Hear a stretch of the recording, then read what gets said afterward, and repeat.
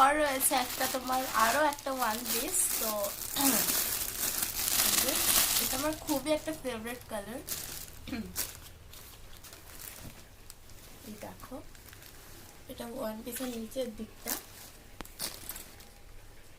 আর এই যে। তো এরপরে রয়েছে একটা গাউন,